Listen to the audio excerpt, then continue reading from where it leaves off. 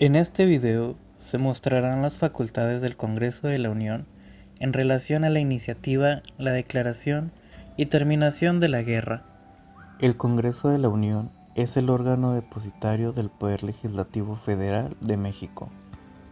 Este se conforma por una asamblea bicameral dividida entre el Senado, constituido por 128 integrantes, y la Cámara de Diputados, que consta de 500 legisladores. Posee facultades en cuestiones de guerra, la cual es la lucha armada prolongada entre dos o más naciones durante la cual se producen diversas batallas.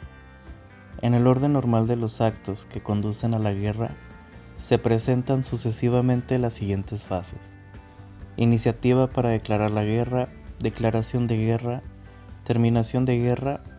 Para cada una de estas etapas, la Constitución tiene previsiones que se explicarán adelante.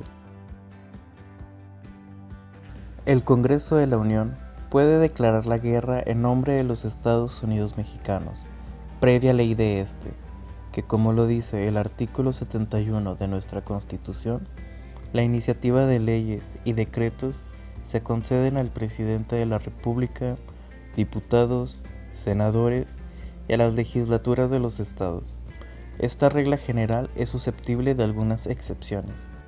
En el caso de la iniciativa de guerra, esta solo es facultad exclusiva del presidente de la República, puesto que este funcionario es quien maneja las relaciones exteriores.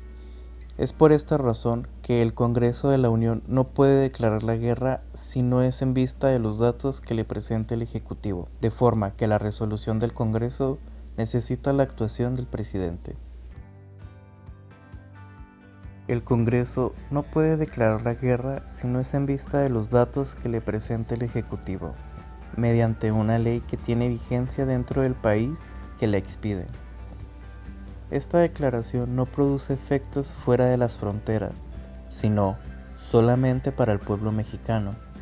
Después de esta expresión en el interior, es necesario hacer saber la decisión de México a las naciones extranjeras, o mismo al país enemigo.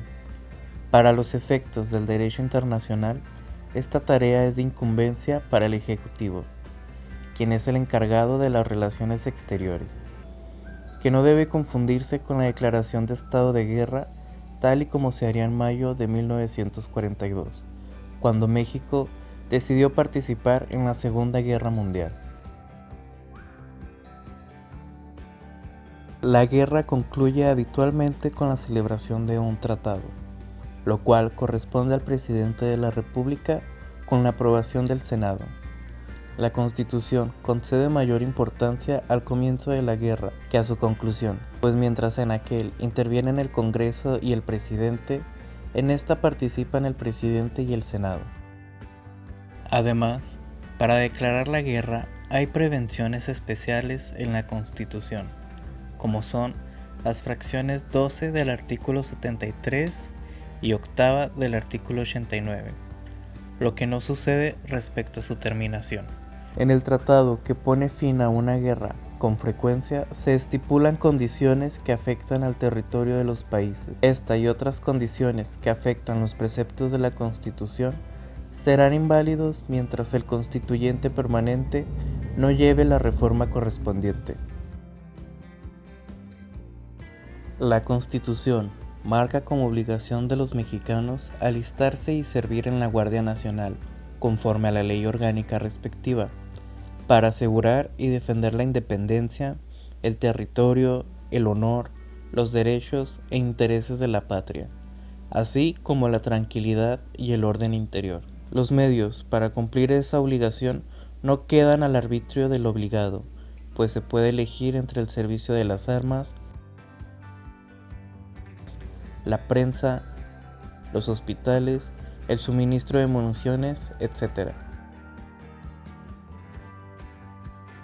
Como instrumentos indispensables para realizar la guerra, deben considerarse el Ejército y la Guardia Nacional en tierra, la Marina en el mar y la aviación en el aire, aunque la Constitución considera esos medios, excepto el último, por la escasa importancia que la aviación tiene en nosotros. No ha merecido hasta ahora ser tratada como rama distinta del Ejército,